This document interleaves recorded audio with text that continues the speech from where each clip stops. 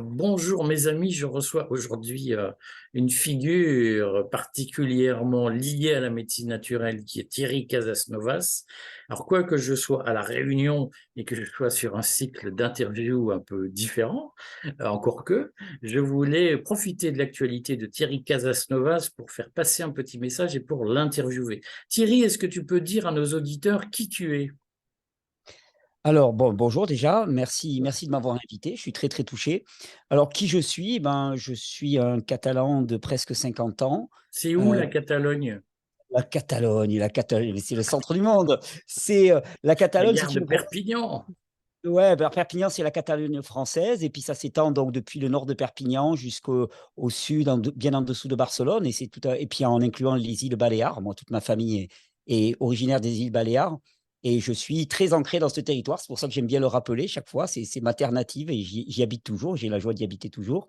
Et on va dire qu'à un moment de ma vie, j'ai eu un vrai accident de santé qui m'a conduit pendant plusieurs années à voir mon état de santé se dégrader très rapidement, à suivre d'abord un parcours médical relativement classique, avec des solutions qui ne m'apportaient pas de solution. Enfin, mon état continue à se dégrader.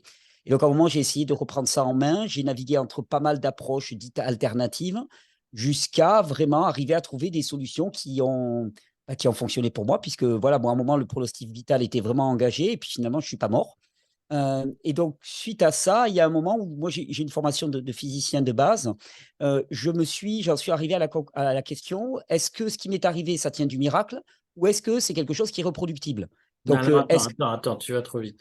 Parce que tu as dit, j'ai une formation de physicien de base, mais c'est une formation de base de physicien ou une formation de physicien de base que tu as eue? j'ai j'ai une maîtrise de physique théorique, donc un bac plus 4 en physique théorique. Donc, et puis, issu d'une famille, ma mère était prof de maths, donc très rationaliste, on va dire, dans l'approche.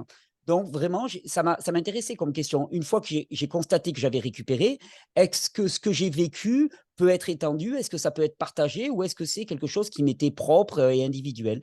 Et donc, ça m'a fait m'intéresser à la naturopathie en particulier, la naturopathie vitaliste, hygiéniste, ce que j'appelle moi la grande naturopathie, c'était la naturopathie de terrain. Et je me suis tellement passionné qu'à un moment, j'ai eu à cœur de partager ma passion, et j'ai créé une chaîne YouTube. Et puis, ça a débouché rapidement ensuite sur l'organisation de stages, de formations. Et puis, ça fait maintenant 12 ans que je consacre ma vie à ça. D'abord très longtemps sous forme bénévole.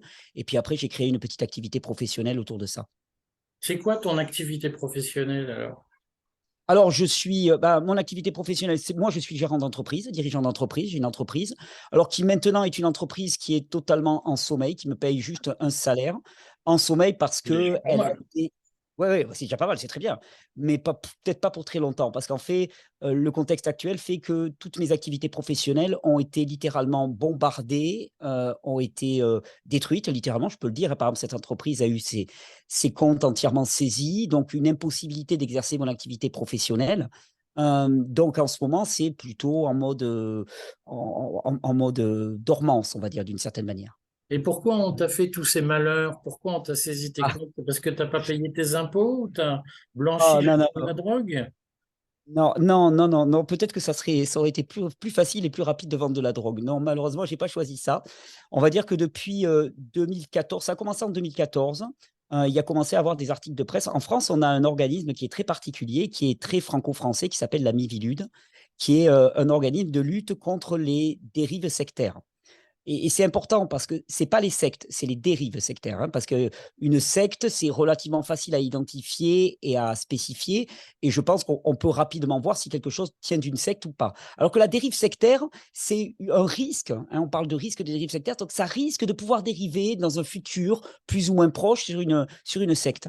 Et cette officine, qui dépend du ministère de l'Intérieur, si je ne me trompe pas, puisque c'est une mission interministérielle, et donc elle regroupe plusieurs ministères, Donc elle a dépend créé du un Premier ministre, pour être Premier exact. ministre, exactement, a créé un système de signalement en ligne. Donc un signalement en ligne, c'est-à-dire c'est un formulaire que n'importe qui peut compléter, dans lequel on signale une personne qui nous semble présenter des risques de dérive sectaire.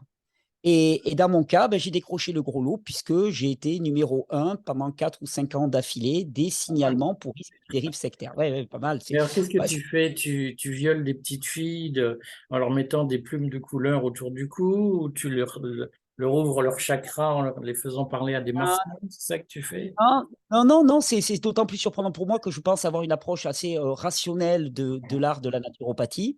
Non, il y a eu des appels, hein. Effectivement, il y a une vidéo qui avait été faite il y a 5 6 ans par un Gugus Internet qui essayait de m'associer à des personnes qui avaient été condamnées pour pédophilie avec une démarche complètement tirée par les cheveux, mais qui, à la fin de sa vidéo, concluait, bon, mais ce gars-là est un danger, donc signalez-le massivement à la Miviludes. Et il y a eu Et pourquoi il 300 avait fait ça? signalements. Parce que tu rentres dans le contexte de l'affaire Palmade, c'est un sujet sur lequel les gens sont très sensibles. Quel lien il avait fait entre la pédophilie, criminalité, ce qu'on veut, et toi? Bien, j'avais lu le livre d'un gars qui est condamné à un moment de sa vie pour pédophilie. Donc, mais ce que j'avais répondu, je veux dire, c'est un peu comme si toutes les personnes qui ont regardé un défilé commenté par Frédéric Mitterrand sont des pédophiles aussi. Donc, je veux dire, il Non, y a un mais moment c'était où… quoi ce livre? Attends, parce que ça dépend, c'est si j'aime les petits garçons, j'aime les petites filles, si c'est le titre du livre, c'est pas la même chose qu'un Non, non, livre non, non, sur pardon, oui, oui, bien sûr, l'écoulement tu as des parfaitement, eaux dans les tu as montagnes, parfaitement tu raison. vois. C'est un livre qui ne C'était s'intéressait qui qu'à ce gars et l'alimentation. c'était quoi le titre du livre? Le titre du livre, ça s'appelait La guerre du cru. Et c'est une personne qui s'appelle Guy-Claude Burger. Guy-Claude Burger a travaillé d'abord dans l'instinctothérapie, il a mis au point une méthode alimentaire qui s'appelle l'instinctothérapie. Et plus tard dans sa vie, visiblement, il aurait dérivé sur des thématiques qui seraient plus en lien avec la sexualité, mais qui n'avaient en aucun cas un lien avec le livre dont je faisais mention et son travail sur l'alimentation. Donc voilà, c'était une volonté de me salir médiatiquement. Et est-ce que Et ce qui t'intéressait dans ce livre, enfin, dis-nous ce qui t'intéressait dans ce livre sur l'instinctothérapie. Ben, ce qui m'intéressait dans ce livre sur l'instinctothérapie, c'est que face à la pléthore de régimes alimentaires qui est proposé actuellement et dans lequel on a du mal à se retrouver, l'auteur partait de principes physiologiques qui étaient très intéressants. C'est-à-dire le fait que le corps humain a une capacité à modifier ses perceptions sensorielles en fonction des besoins physico-chimiques du corps. On appelle ça l'aliesthésie. C'est-à-dire que on va rentrer dans une pièce, on va sentir une odeur en particulier, une autre personne va sentir une autre odeur en particulier parce que cette odeur nous guide vers un produit, un aliment qui est plus adapté à cet instant-ci, à nos besoins physiologiques. Et je trouvais que c'était une approche qui était très, très intéressante parce qu'elle nous permettait de sortir effectivement de la notion de diététique qui est parfois très contraignante et surtout très… on s'y perd rapidement parce qu'un tel te dit, ben voilà, il ne faut pas manger ceci, l'autre te dit, il ne faut pas manger cela. Tu as qui te disent, ah, moi, j'ai guéri en supprimant tous les sucres. Il y a d'autres qui disent, ah, moi, j'ai guéri en mangeant que du sucre. Et là, toi, tu es perdu au milieu de tout ça. Et cette approche, eh bien, elle nous ramenait à nos besoins individuels. Et ça m'a paru fondamental et très intéressant. Et donc, effectivement, j'ai lu, j'ai dévoré ce livre. Et malgré le fait que plus tard, son auteur ait été décrié pour d'autres affaires, effectivement, je n'ai pas eu honte de dire que je m'en étais inspiré de ce livre et qui m'avait apporté. Parce que pour moi, c'était deux choses complètement différentes. Malheureusement, dans le monde actuel dans lequel on aime bien faire des raccourcis, stigmatiser et accuser, peut-être que j'aurais pas dû y faire référence. Mais je trouvais que c'était rendre honneur à son auteur pour une partie de sa vie où il a fait ce travail qui me paraissait être très intéressant. D'accord. Et donc, c'est le fait générateur d'une campagne. Est-ce que tu as été victime d'une campagne de dénigrement? Ah oui, enfin, moi, de mon point de vue, on peut appeler ça comme ça. Ça a commencé particulièrement. Alors, il y a eu une accélération à partir de février-mars 2020. Il y a une personne qui ensuite s'est constituée en groupe, qui a créé littéralement une chaîne vidéo sur YouTube qui était destinée à montrer à quel point ben, j'étais un gourou perché, perdu et complètement fou. Et la méthode était très bonne. C'est toi qui as financé cette chaîne, c'est pas vrai. C'était pour te faire de la pub. Non, c'est pas pour me faire de la pub parce que la méthode, elle est extrêmement efficace. Elle consiste, je suis quelqu'un qui a produit énormément de vidéos. On va dire que j'ai produit à peu près 1500 vidéos. Je ne saurais pas te dire combien d'heures ça représente, mais ça représente un volume énorme. Je crois qu'il y a quelqu'un qui avait calculé que c'était plus d'un mois d'écoute ininterrompue de vidéos. Et ce groupe, cette personne et puis ce groupe ont choisi des thématiques en particulier, et donc de faire des coupes dans mes vidéos, et donc de me faire parler, soi-disant, mais en tirant les propos complètement hors contexte ou en coupant la remarque. C'est-à-dire que je pouvais dire quelque chose, puis derrière, j'allais apporter une remarque qui allait apporter de la distance, qui allait mettre en perspective ce que j'avais dit. Et là, d'un seul coup, on donnait le fait brut. Et en faisant des montages comme ça, on réussit à me faire passer pour quelqu'un, socialement parlant, assez nauséabond. C'est-à-dire que ce qui a été dit, par exemple, c'est que j'étais misogyne, que j'étais pour le viol des femmes, enfin voilà, des trucs complètement aberrants. Et donc, bon, et des tas d'autres éléments, d'ailleurs, qui sont rarement en lien avec la naturopathie, qui est quand même le cœur du message, hein, mais qui me font passer pour quelqu'un d'abject. Et ça a contribué encore et encore à nourrir ces faits de signalement en disant cet individu-là n'est pas socialement acceptable, il faut le mettre hors état de nuire, donc des appels à me mettre en tôle, à me mettre en prison, et ainsi de suite. Et tout ça, ça a débouché, il y a 2 ans de ça, sur une plainte par une association qui s'appelle l'UNADFI, qui est une association qui est directement liée à la Miviludes, hein, puisque sa présidente de l'UNADFI fait partie du conseil d'administration de la Miviludes. Je tiens à préciser aussi que c'est une association qui n'a quasiment pas de membres et qui est entièrement financée par des dotations gouvernementales.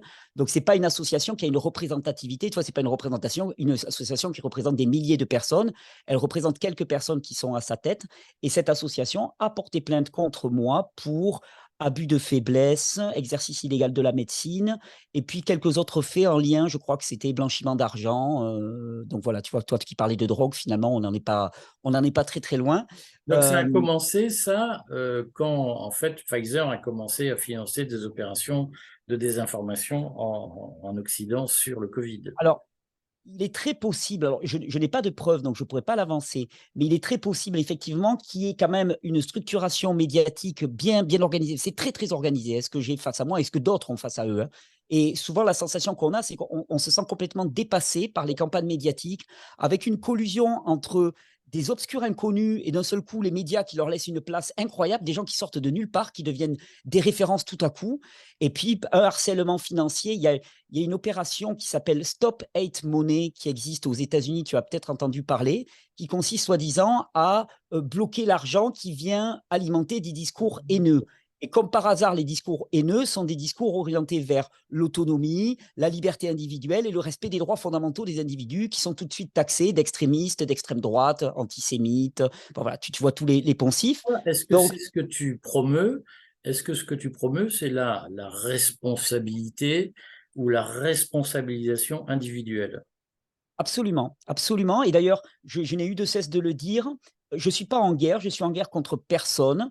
Moi, je suis pour que les gens prennent la responsabilité de leur santé. Et on me parle toujours pareil des hôpitaux qui sont débordés, mais je dis, mais si beaucoup plus de gens prenaient la responsabilité de leur santé, eh bien, les hôpitaux, ils seraient peut-être là uniquement pour traiter vraiment les urgences qu'on ne peut pas gérer au quotidien chez soi. Mais moi, je prends l'exemple, moi, je suis quelqu'un qui, depuis peut-être 15 ans, n'a pas vu un seul médecin. Non pas parce que je suis anti-médecin, simplement parce que j'en ai pas besoin. Et les seules fois où j'ai vu un médecin, Parce que c'est tu ne parce que veux pas j'avais… reconnaître que tu es malade. Parce que moi, ça fait 15 ans que je n'ai pas vu de médecin, mais je refuse de voir que je suis malade.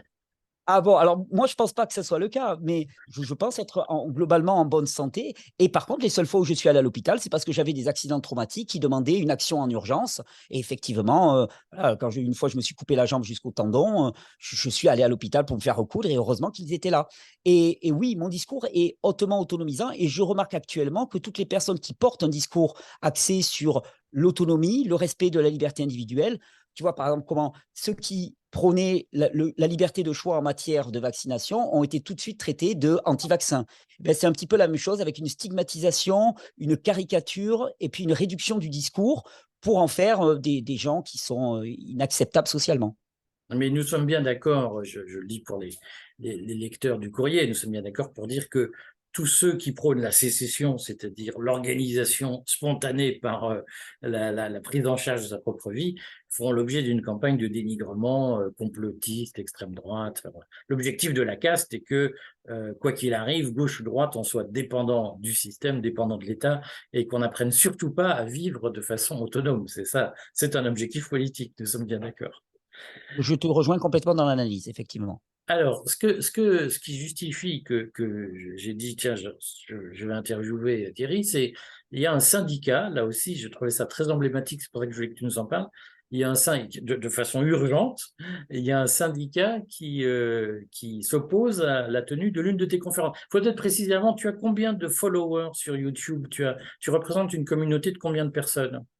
Alors, sur YouTube, il y a à peu près 600 000 abonnés. Donc presque Bien un Français sur 100.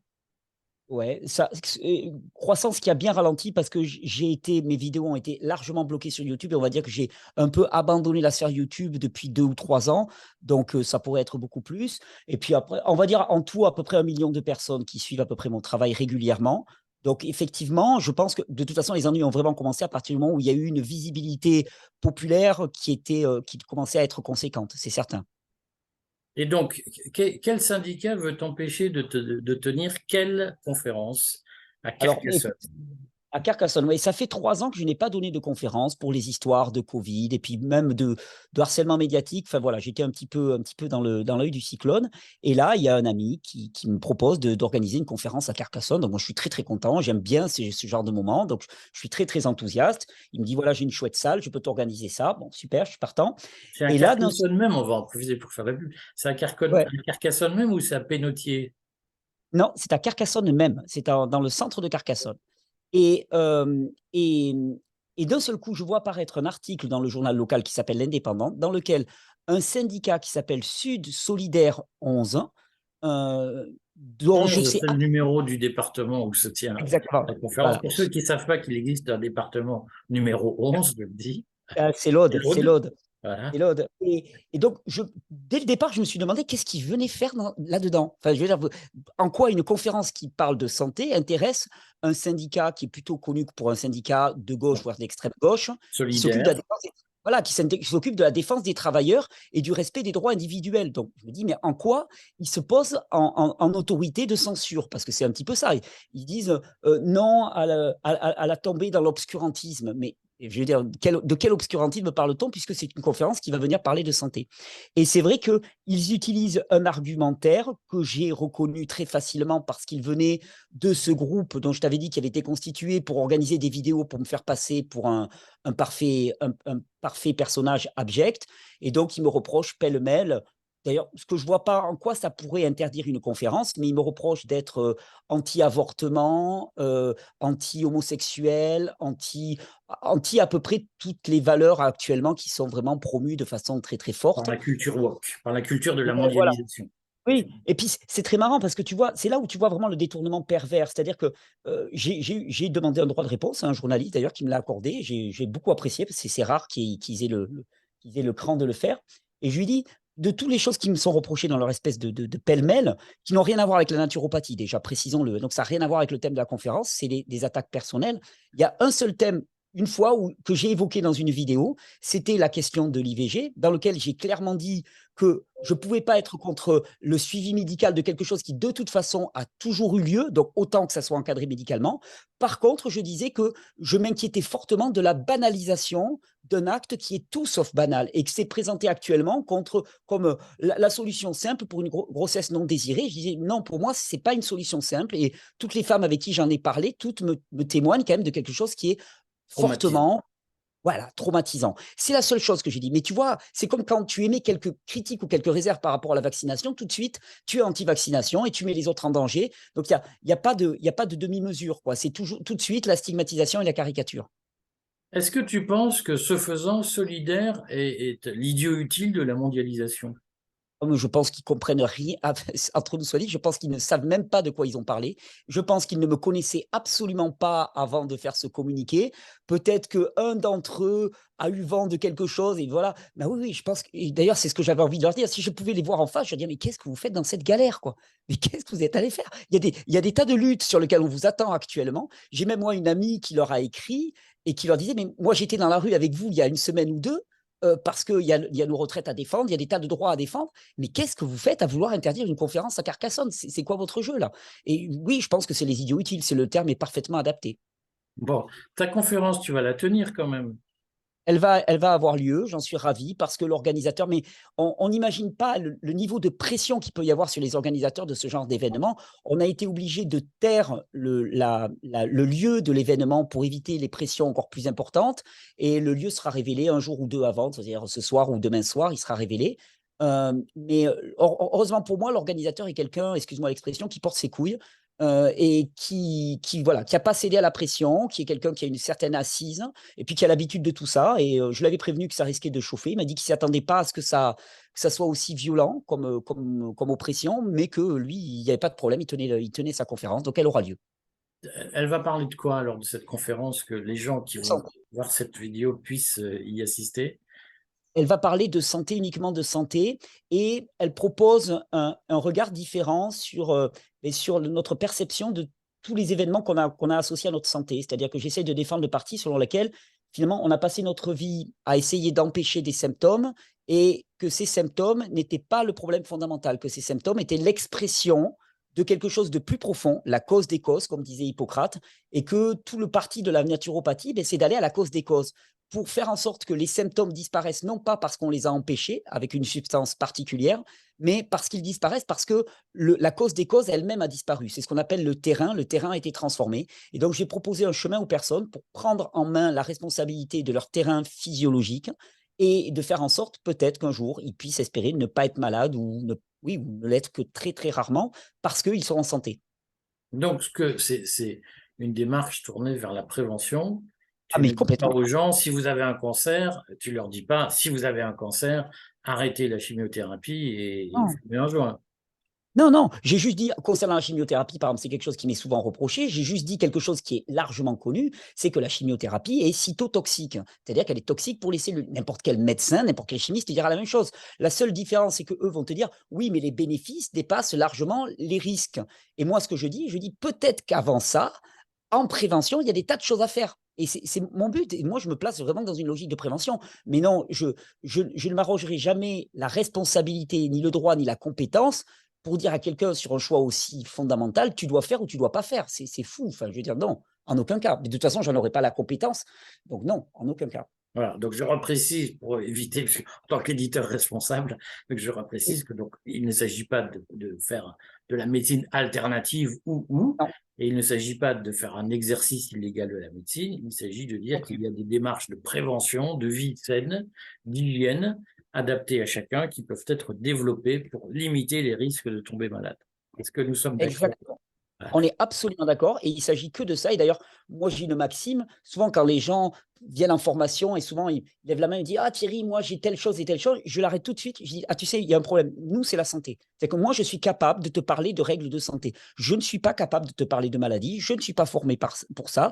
Je n'en ai pas le droit et je n'en ai pas la compétence. Donc, c'est réglé. Nous, c'est la santé, toujours. Donc, effectivement, nous, c'est la santé, c'est la prévention, c'est la responsabilisation, c'est la reprise en main de son mode de vie plutôt que de démissionner en permanence dans les mains d'un système hospitalier qui est totalement débordé par la demande, eh bien de dire, ben moi, ok, je vais commencer à m'intéresser à ce que je mange, à mon rythme de vie, à mon niveau d'activité, et ainsi de suite. Et je vais constater que prendre en considération ces éléments-là va pouvoir avoir une influence sur ma qualité de vie et mes niveaux de santé. Bon, eh bien, écoute, j'espère qu'on aura l'occasion de continuer cette collaboration, puisque le courrier, chaque Avec grand dimanche, plaisir. consacre des contenus à la médecine naturelle et à une réflexion sur la prévention du mode de vie. J'espère qu'on te retrouvera Avec grand régulièrement plaisir. sur le courrier. À Très, très bientôt. grand plaisir. Merci beaucoup.